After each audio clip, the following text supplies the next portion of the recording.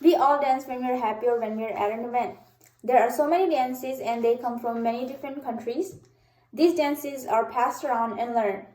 We all do different type of dances, but we don't know where they originated from. These dances have history behind them. They can be done alone, with a partner, or with a significant other.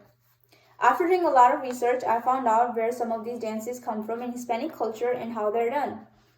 First, I'll discuss bachata, which is originated from Dominican Republic. Second, I'll talk about cumbia, which is originally from Colombia. Third, I'll talk about salsa, which is from Eastern Cuba. And lastly, I'll talk about jarabe, which is from Mexico. Bachata dance came around in the 1960s in the Dominican Republic. The music was made by guitar at first. When the Dominican Republic was being led by a dictator, he banned both the music and the dance. During his region, the dance was only enjoyed in the brothels. Now the dance and music is going all over the world. How this dance is done? Well, original way of doing this dance is back to front, but it's also being done by side to side. The steps are counted 1, 2, 3. Go to the side with the right foot and close the left foot to the right foot. Then side with the right foot, tap left foot on the right foot, and repeat the same for the other foot. The hip motion usually goes for the female. It is very romantic and enjoyable, and I have a picture of it.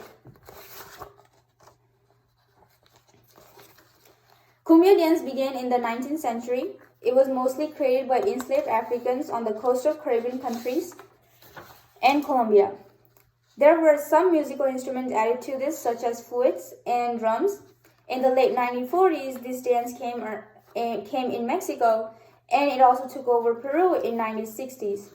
How this dance is done? Well, starting with your feet together, then put your right foot behind at about a 45-degree angle. On count 2, put your right foot back, and on count 3, do the same thing with your left foot by making a 45-degree angle. Then bring it back together and repeat. This dance is very basic and it can be done in many other ways. And here's a picture. Salsa dance came around in the 90s in the Eastern Cuba. This dance was made by combining two dances together called Cuban Sun and Afro-Cuban Rumba. Because of the revolution in Cuba, many people moved to the US, especially in New York, and there they found a better environment to develop their music.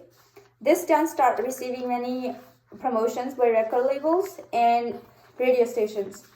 Central America also became aware of it during early 20s. There are many ways of doing this dance. Start with your right foot and back with your right foot. Replace on the right foot, close left foot to the right foot. Forward with left foot, replace on the right foot, close left foot to the right foot. It is very fun dance to do. And here is a picture.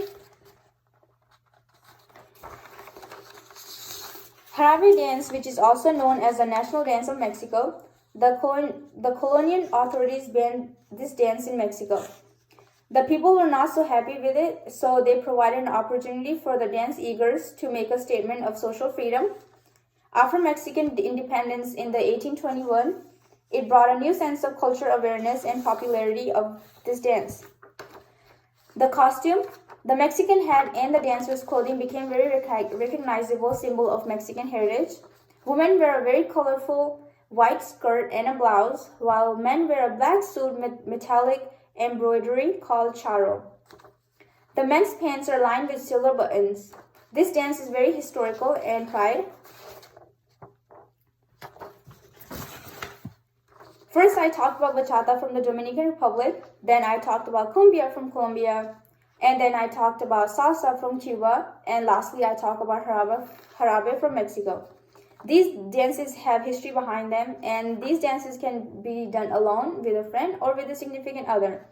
Dances is always a good way of bringing family and friends together on an emotional level, passing these traditional music and dances to the upcoming generation to take pride in their culture.